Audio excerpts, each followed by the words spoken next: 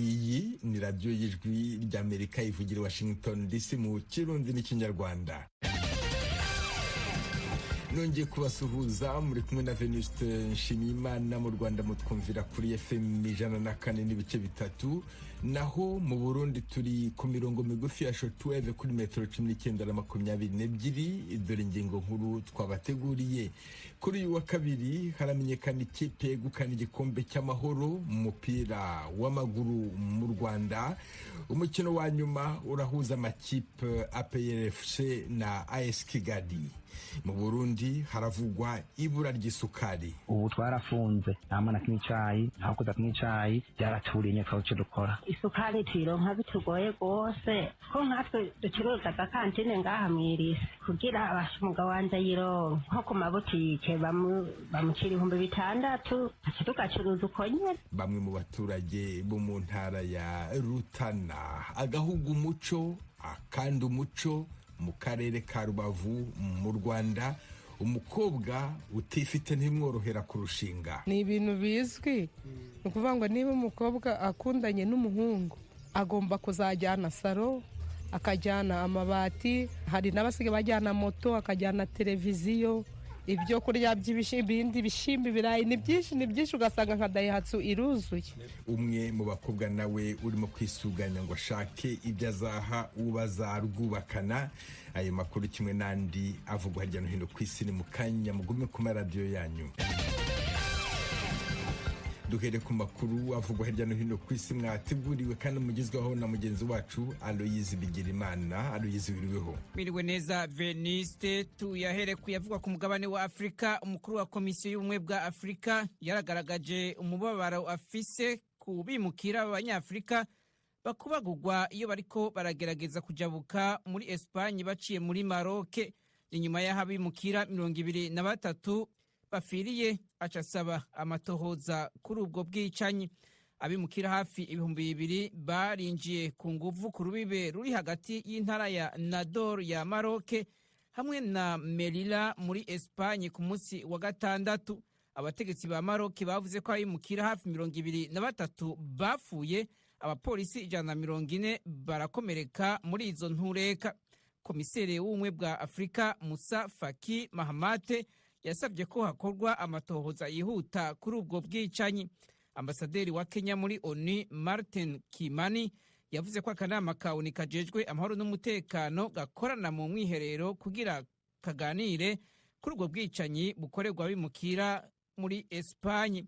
Muri Afrika kandi Sudani jo ku munsi wa mbere yavuze ko izohamagaza ambasaderi wayo i Addis Abeba muri Ethiopia mu mubonano.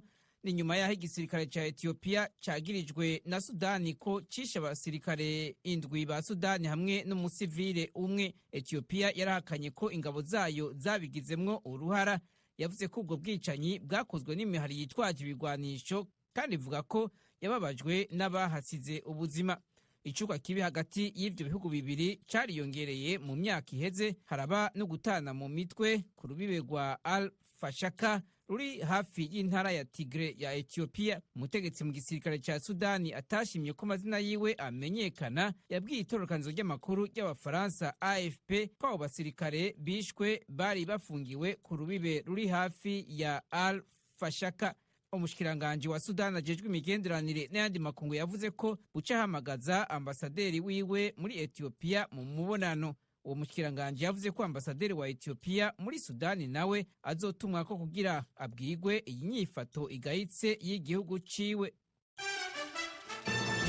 Washington, ijwi rya Amerika. Amakuru ku ntambara y'Uburusiya na Ukraine yasavye inama yihuta y'akanama ka ONU kajejwe umutekano inyuma y'ibitero by'Uburusiya vyishe abasivile muri Ukraine. ONU yavuze ko iyi nama itegekanijwe kuba kuri uyu munsi wa kabiri. Umuvugizi w'intumwa za Albania muri ONU yavuze ko misile yatewe n'igisirikare c'Uburusiya ejo ku munsi wa mbere ku kibanza kirimwo amamangazini menshi mu gisagara ca Kremenchuk arico iyi nama ya ONU iza kwigako. Yavuze kandi ko igitero cyakozwe ku igorofa ibamwo abantu ku mugwa mukuru Kiev ku munsi w'Imana kiganirwa ko muri iyi nama. Abantu 13 nibo bemejwe ko bishwe n'ico gitero cyo mu gisagara ca Kremenchuk. Abategetsi ba Ukraine bagirije Uburusiya ko aribo butera abasivile nyuma y'ibindi bitero bibiri bwakoze mu buseruko bw'igihugu ejo ku munsi wa mbere byahitanye abasivile 12. Uburusiya bwateye Ukraine mu kwezi kwa kabiri bwarahakanye ko bwakoze igitero ku munsi w'Imana ku nyubakwa zibamwo abantu ku mugwa mukuru Kiev. Bwavuze ko bwateye ububiko bubikwamwo ibigwanisho. Inyuma ya nyamugigima yabaye mu ndwi iheze muri Afghanistan, ishirahamwe mpuzamakungu ONU ryasabye ejo ku munsi w'Imana intererano y'imiliyoni 110.3 z'amadolari yo gufasha abanyafghanistan barenga 360,000 bahuye n'ivyo vyago. Abantu hafi igihumbi barimwo abana 150 barahasize ubuzima. ONU ivuga ko ikeneye aya mafaranga mu mezi 3 ari imbere kugira hakingwe abarokotse bashobora gufa kubwo kubura imfashanyo. Ibihugu bitari bike muri ako karere birimwo Emira z'Abarabu Zunze Ubumwe, Irani, Katari, Pakistani, Ubuhindi hamwe n'Ubushinwa biramaze gutangura kurungika imfashanyo. Leta z'Ubumwe za Amerika nayo yaremeye kuzofasha.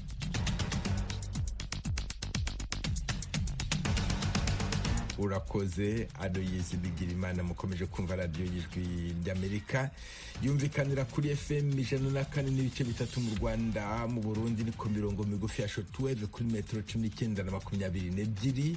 Mushobora kandi kumva ibiganiro byacu muciye ku rubuga rwa internet kuri wa3.radio.com na ku mbuga za Instagram, YouTube na Facebook. Adresse yacu ni VOA radio yacu.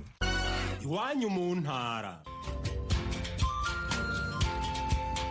Tuyagire mwisanzuye kwijwi rya Amerika. Ni kuva ku wa mbere gushika ku wa gatanu kuva 7 gushika 7:30 z'umutaga. Iwanyu mu ntara, iwanyu mu ntara, iwanyu mu ntara.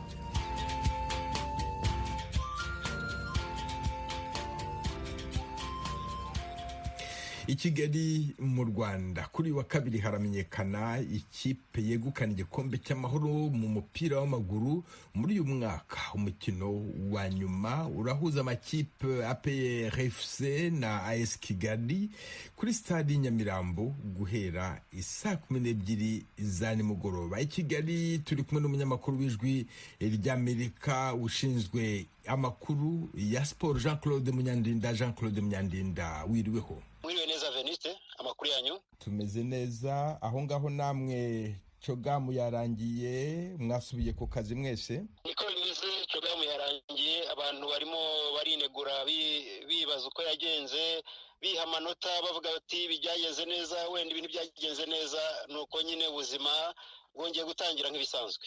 Harayitegurwa kandi igikombe gikinirwa n'amakipe APR FC na AS Kigali uyu munsi, ariko se abatoza bayo makipe yombi bavuga ko ahagaze ate? Duhereye ku ikipe ya APR FC, ni ikipe imenyereye gutwara bino bikombe by'amahoro. Nakubwira ko iki gikombe cy'amahoro ni igikombe cy'igihugu. Kera irushanwa ryitwaga Trophée Habyarimana cyangwa se igikombe cy'uwa gatanu Nyakanga. Aha rero ikipe ya gisirikare Panthère Noire yajyaga yitwara neza ku mukino wa nyuma igatwara bino bikombe. Aha rero basa n'ababisanisha n'igisirikare cyo muri iki gihe bavuga bati APR FC ni ikipe ya gisirikare, ni igikombe cy'amahoro, ni igikombe gisobanura kubohora igihugu, niko benshi bakunda kujya babivuga. Umutoza rero Adil Mohamed, uyu nguyu ni umunyamaroc utoza APR FC, we aravuga ati igikombe kirajya mu bindi. Amaze gutwara ibikombe 3 bya shampiyona, akavuga ati rero iniki nacyo kirinjira mu bindi.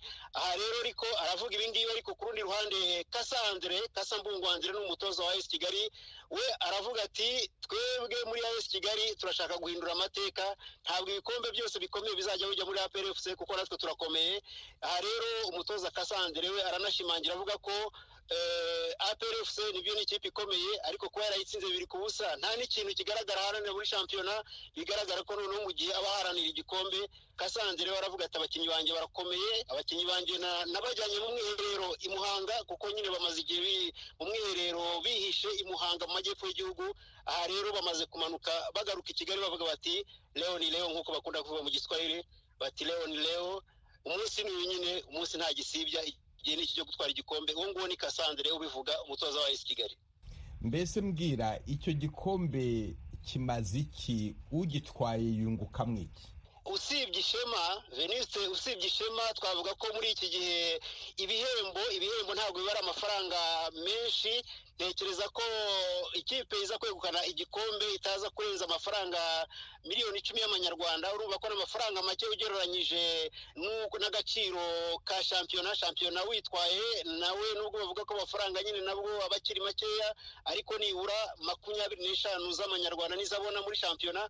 Hari igikombe cy'amahoro mu gaciro kiri hasi, ariko icyo umuntu yashimangira nuko ikipe igitwaye Veniste ihita ibona uburenganzira bwo kuzahagarara u Rwanda mu gikombe cy'impuzamashyirahamwe y'umupira w'amaguru muri Afurika cyangwa se Coupe de la Confederation.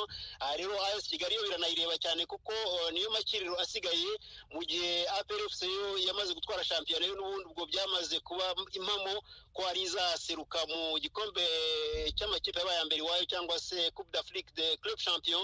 Rero APR FC ushobora kumbaza utese APR FC iramutse bitwaye ari bibiri biragenda bite? Icyo gihe amategeko mashya avuga ko igihe APR FC yatwara igikombe cy'amahoro yaranatwaye na shampiyona nk'uko byagenze, icyo gihe ihita ijya mu irushanwa rihuza amakipe y'abaya mbere wayo, ni ukuvuga ngo tike yo bayifite mu mufuka. Icyo gihe ahubwo ikipe yabaye ya kabiri muri shampiyona ubwo niyo yaseruka muri Coupe de la Confederation, ubwo iyo ikipe yaba ari Kiyovu Sport. Ariyo mpamvu bamwe mu bafana ba Kiyovu Sport bavuga bati nyamuneka APR FC waraturushije muri shampiyona tuba wa kabiri, ariko gerageza udutsindire na AS Kigali kugira ngo dushobore kuzaseruka muri Coupe de la CAF. Jean Claude Munyandinda, mu Rwanda havugwa ibintu byo guhanahana amanota, ibintu bimeze nka ruswa, ibyo bamwe bita gutabarana, ibyo bintu byifashe bite mu magambo make?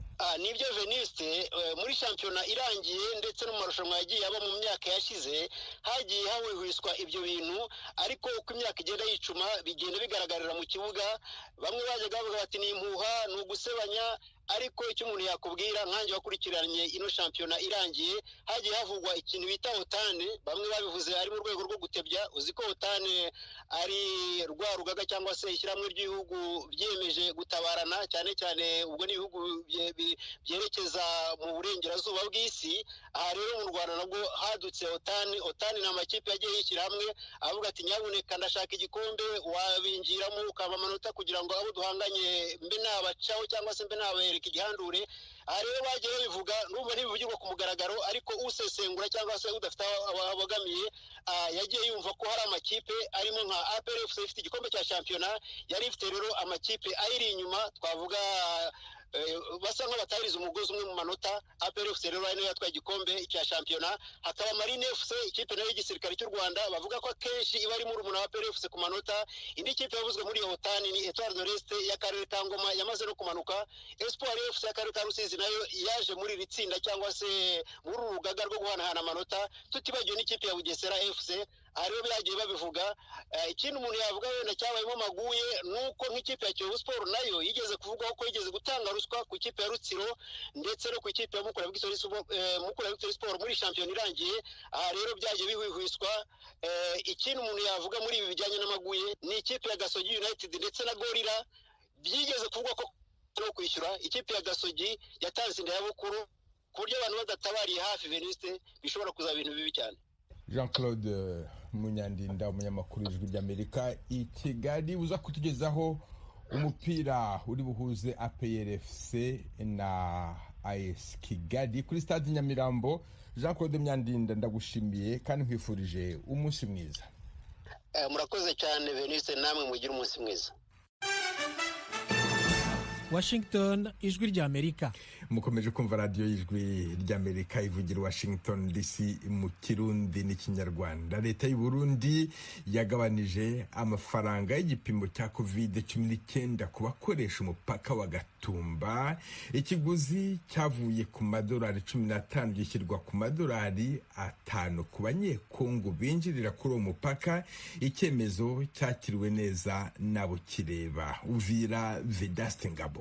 Bamwe mu baturage b'abakongomani batuye muri Uvira barimo barangurira ibicuruzwa mu Burundi, abandi bivuriza muri icyo gihugu, bavuga yuko uyu munsi bagiye mu Burundi bageze ku mupaka wa Gatumba basanga amafaranga y'igipimo cya COVID-19 yagabanutse. David Mutebutsi ni umucuruzi w'amata muri Uvira, avuga yuko uku kugabanuka k'amafaranga y'igipimo cya COVID-19 ari inkuru nziza kuri bo kuko batajaga kurangura ibintu mu Burundi. Byatunesheje cyane kuba bagabanyije igiciro cy'amafaranga ya COVID, yarari kuri $15, none ubu nyine bagejeje kuri $5, kandi akarusho nuko bavuze ngo nutanga $5 uzo garantia izo zirangira après 2 semaines. Ibyo ni ibintu byatunejeje nk'abacuruzi, byari bisigaye bitugora cyane, rimwe na rimwe twatuma abantu kugira ngo batuzanire ibicuruzwa ugasanga bigiye bigora kubera uramuriya transport, ugasanga n'inyungu uja gukuramwe n'inkeya. Undi mu bandi baturage ba Uvira, Ndisanze Alexis, avuga yuko yari amaze umwaka wose atambuka i Burundi kubera igiciro gikanganye cyo kwipimisha COVID-19. Urabona nari maze igihe cy'umwaka wose ntagera i Bujumbura kubera COVID, nari amakondisiyo yayo bagenda bashiramo hari kuba bagabanyije. Urumva mfite uburenganzira bwo kugenda buri mwanya, kandi ndatekereza ko vuba aha nzaza ngenda i Bujumbura nkiriwayo, byo nkene nkabigurirayo kuko niho duhahira, niho dukura ibintu byose, aho twivuriza. Kandi urabona kuko abantu benshi bari bafite icyo kibazo, ariko cyakemutse kuko ibintu byinshi by'ibanze bibonekera muri kapitale y'Ubujumbura. Aya mafaranga ya COVID-19 agabanutse mu gihe imwe muri societe civile muri Uvira iyobowe na Andre Biadunia yari yasabye abaturage ko guhera kuri uyu wa mbere bahagarika kujya mu Burundi kugeza leta y'u Burundi igabanuye amafaranga yo kwipimisha COVID. Yagize ati, ndahamya yuko bagabanyije amafaranga aje ku madolari 5 y'Amerika mu gihe cy'iminsi 14. Dutegereje gusa yuko duhabwa inyandiko yanditse ihamya yuko ayo mafaranga yagabanutse, ariko ku mupaka abantu bari kwishura $5 kugira ngo bajye i Burundi. Ndahamya yuko bayagabanyije. Twagerageje kuvugisha abashinzwe ubuzima ku mupaka wa Gatumba, ntibyadukundira, ariko abaturage b'abakongomani bambutse uyu munsi bahamya yuko bagiye kwishura $5 muri Bankobu mu gihe bari basanzwe bishura $15 muri iyo banki uko binjiye mu Burundi. Ku mupaka wa Bukavu na Goma, Kongo ihana imbibi n'igihugu cy'u Rwanda, abaturage b'abakongomani bishura $5 z'igipimo cya COVID-19 mu gihe cy'iminsi 14. Aya mafaranga kandi agabanyijwe nyuma y'igihe kirekire abayobozi batandukanye bo muri Kongo barimo guverineri basabye leta y'u Burundi ko yagabanya amafaranga y'igipimo cya COVID. Ni ingingo kandi ifashwe nyuma y'uruzinduko perezida wa Kongo yakoreye mu gihugu cy'u Burundi muri uku kwezi kwa 5 gushize. Vedaste Ngabo, Ijwi ry'Amerika, Uvira. Mu Burundi kandi haravugwa ibura ry'isukari, ikibazo kiboneka mu ntara hafi ya zose z'igihugu. Ababyeyi bafite abana bakeneye kunywa ubuyi, igikoma baratakamba. Inkuru Ijwi ry'Amerika bateguye yifashishije inshuti zayo mu Burundi, muragezwaho na Thierry Vendayishimiye. Ubu twarafunze nta mwana kimwe icyayi, nta kuza kimwe icyayi, byaraturiye nyakao cyo dukora. Isukari tuyironka bitugoye rwose.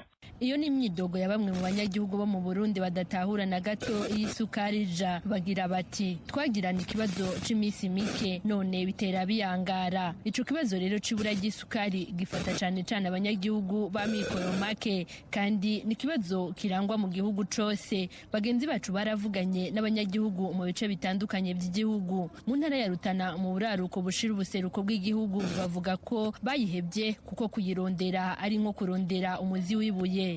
Ubu twarafunze nta mwana kimwe icyayi, nta kuza kimwe icyayi, byaraturiye nyakao cyo dukora. Isukari tuyironka bitugoye rwose ko nkatwe ducuruza agakantine ngaha mwirisi kugira abashumugabo wanje yironka nko ku mabutike bamucira $600 tugacuruza uko nyene. Dusumuke karugari. Mu ntara ya Cibitoke naho mu burengero bw'igihugu bafashe ingingo yo gusekura imisigati, amazi yayo bakayashira mu buyi kugira abana baronke ico bihereza. Kandi ntiboneka kweri, ubu benshi twiyeranja dushishije ku misigati, iyo dushobora guhura tugashira miseko tugakanya tukaronka kuno tumwe icyayi. Umva tubuze nta kuntu twiyeranje, niko twoca tugenda tugafata ijya miseke tukayihura mu misekuru amadugakanya tukagashyira mu buyi cyangwa mu cyayi burasemo. Naho biruko hari uturere tumwe tumwe abajejwe intwaro bahagararira igikorwa cyo kuyitanga, ariko ikamara umwanya rumara. Abanyagihugu bakabona ko ari umuruho kuko hambavu yo kuyibura abayironse baca bikika mukiza bakayigurisha inshuro 2 canke 3 ku mafaranga bayironse ko. Bagasaba ababijejwe gucungera ibiciro no kuri iyo nkeyi iba yabonetse.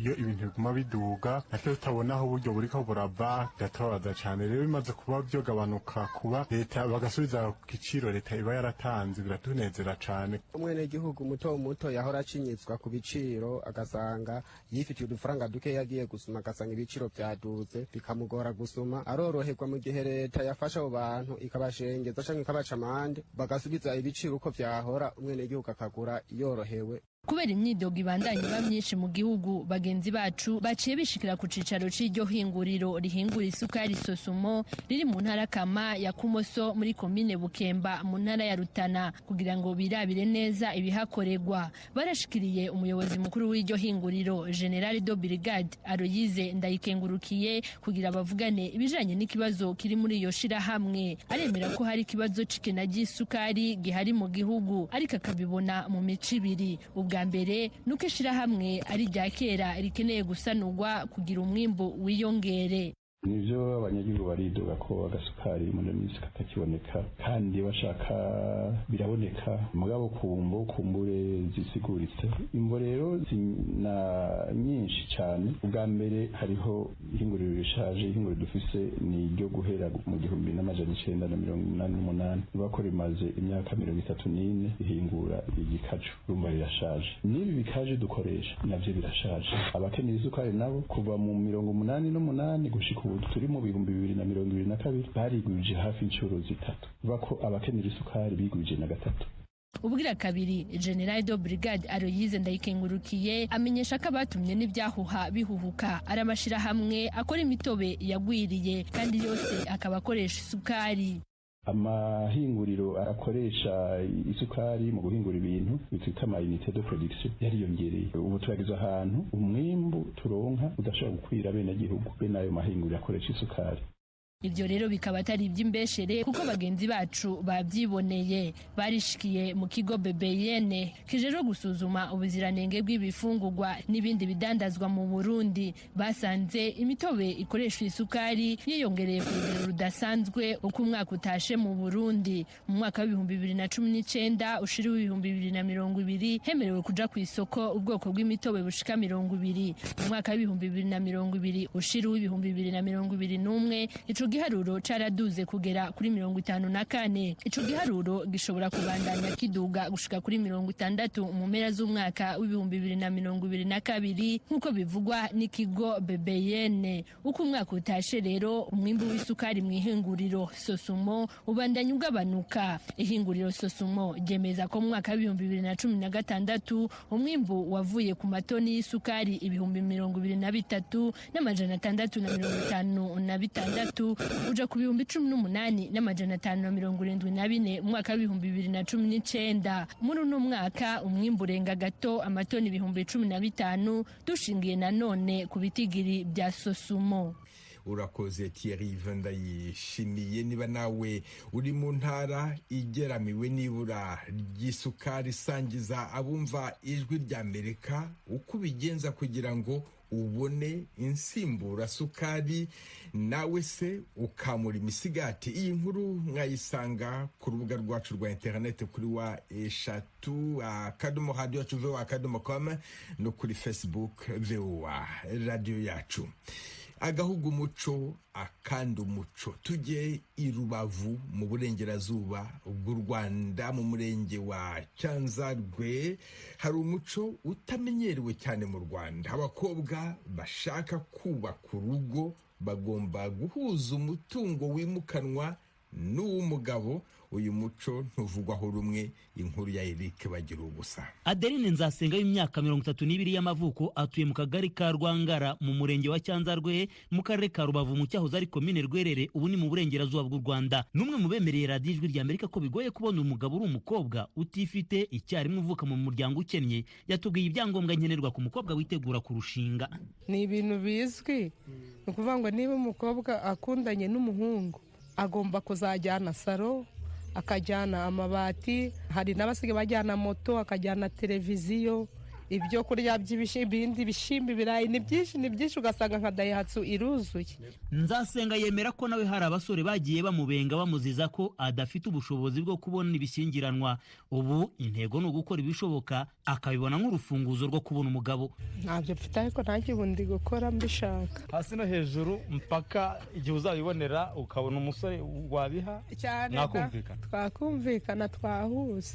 Akenshi ntabwo izo ngo zijya ziramba, ariko nyine aba ari nk'ikibombo kizirikaho. Rese niba umukeneye urabishaka, wamara kubishaka mukabana, ubundi rwazasenyuka rugasenyuka ukaba nk'abandi bose ariko wamubonye. Ese umusore witegura kurushinga we muri aka gace bimusaba iki? Ni ikibazo twabajije Nzasenga. Gusa abafite iki gapfa kuba ari umuhungu gusa, hari n'igihe n'inzu muyifatanya cyangwa umukobwa akayubaka. Niba we ku mufuka we ku ruhande rwe nta kintu afite, ariko umusore aba ari gutagetinga akavuga ati byibuze uyu mukobwa nimujyana iwabo bazampibe. Jacqueline Gikumi w'imyaka 23 y'amavuko nawe yemeza ko umukobwa utifite cyangwa iwaba ari abakene kubona umugabo bikimubereye ihurizo rikomeye. None umuhungu wagutwara nta kintu cyo ufite n'ubuhe wamukura hise? Niyo warangije amashuri nta kazi ko ufite ntago yakujana, ubwo si yakujyana mu rugo rw'iwabo se nyine mukabana neza, akubaka inzu nawe ugashiraho iki ukashira amabati, niko bimeze.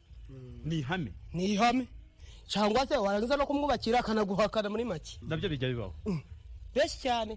Si urubyiruko gusa rwa Cyanzarwe rwemeza iby'uyu muco ku bashaka kurushinga muri aka gace, ahubwo n'abakuze babihamirije Ijwi rya Amerika. Emmanuel Mutumishi nubwo atemera ko abakobwa batabona abagabo mu nzira afata nk'ikiguzi, hari kitagomba kubura kivuye iwabo w'umukobwa cyerekeza ku musore bagiye kurushinga. Ahubwo uko bigenda ni igihe umusore aba afite gahunda yo kubaka n'umukobwa afite gahunda yo kubaka, bagahuza umutungo. Iyo habayeho kugira ngo ubu bwabo bashakane nda mutungo bafite, buri wese aje kubiganiza ku babyeyi be. Ubu ngubu icyakora byo ng'umuco guhari bari kubagurira amabati. Abasore rwose ukubaka inzu ukamenya ko kwa nyoko bukwe uwo mukobwa kugira ngo azabeho neza nk'uko babishaka, ayo mabati bakayazana n'umukobwa n'ibintu, naho kuzana ibintu amabati gatariho, ubwo umukobwa ni ngaho abashingiwe ndaburira indamatora ihari. Tuvuye kuri Mutumishi twabajije uyu musore ukuri kw'ibivugwa muri aka gace k'iwabo. Izo ni ibintu bihari byatari, ariko umukobwa iwawe batifite aba yahiye nyine, ajya mu duka agashopinga, ariko yari umwana w'umukene ntacyo yageraho nyine, urumva nawe urabizi. Ku bwa Mutumishi abashakanye muri ubu buryo ingo zabo zishoboka kubw'imbaraga z'amategeko. Wenda kubwo amategeko wazaba ari kubafasha kubaka ingo bizashoboka, ariko rimwe na rimwe ubona nawe ndambaraga zirimo, kubera ko hari igihe hatagaragara mu rukundo hakabonekamo ubutunzi. Abasore badashoboye gukora byo banahanga amaso kuri abo bakobwa no kwa nyirabukwe ati ko kwa mabukwe hari akantu nzaje ndifata mu mifuka. Uyu muco uri ku Gisenyi urajya gusa n'Ijwi rya Amerika yigeze gusanga mu murenge wa Nyabitekeri Nyamasheke. Aha byasabaga ko niba umusore asuye umukobwa ari ihame ko amutekera isake, bitaba ibyo bakabyara nabo. Ubuyobozi bw'akarere ka Rubavu ntibushyigikiye umuco kuko bwemeza ko ukunze gutera ibibazo. Bwana Ildefonse Kambogo ni meya w'akarere ka Rubavu. Iyo umusore n'umukobwa bagiye kubana bagendeye ku bintu, iyo batabibonye cyangwa se niyo hajemo ibibazo usanga biduteza ibindi bibazo bikomeye. Avuga ati njye namuhaye amabati yanjye none yanze ko tubana. Ni ibibazo twagiye duhura nabyo. Niba ari ivangamutungo ribe ari uko bamanze kujya gute ngo bageze imbere y'amategeko. Ariko kuba bibitegeko mbere ko umuntu abana, ibyo ngibyo nibyo byo guta umuco cyangwa se no kutubahiriza gahunda amategeko ya leta. Ibi ngibi kujya kubana n'urukundo, ariko ntaho umusore agomba gusaba umukobwa ngo maze utange ibindi kugira ngo tubone tubane. Aha ku Gisenyi kandi mu mirenge nka Nyamyumba hari undi muco uzwi nka ndongora n'itunge, aho abagore baho baba basa n'abahariwe inshingano z'urugo kuruta abagabo. Mu ndorerwamo nk'iyi umugabo akomeza gufatwa nk'umwami mu rugo, mu gihe ihame rya leta y'u Rwanda hari ukwimika uburinganire n'ubwuzuzanye mu muryango. Ibi biri ku Gisenyi n'ahandi hari abasanga bishobora kuba intandaro y'amakimbirane y'urudaca mu ngo asigaye yumvikana umunsi ku wundi. Akarere ka Rubavu kakemeza ko ibi byose bizahinduka binyuze mu bukangurambaga butajegajega mu nzego zibanze. Ijwi rya Amerika ku Gisenyi mu burengerazuba bw'u Rwanda. Ahantu dusoreje aya makuru hamwe na Mukubira Ria Baro wamfashije kuyabagezaho. Tubifurije umunsi mwiza, dukomeje gahunda yo gusigasira umuco karande n'ururimi gakondo. Dore umugani w'uyu munsi mfatiye kuri iyi nkuru y'abakobwa bo muri Cyanzarwe ya Rwerere. Umugani uragira uti ugumiwe n'ishaka ishavu arigira impamba. Bisobanuye ko gushaka kurushinga no kurukomeza nicyo urwubaka wese ahora yifuza. Umunsi mwiza, mwari kumwe na Venuste Nshimiyimana.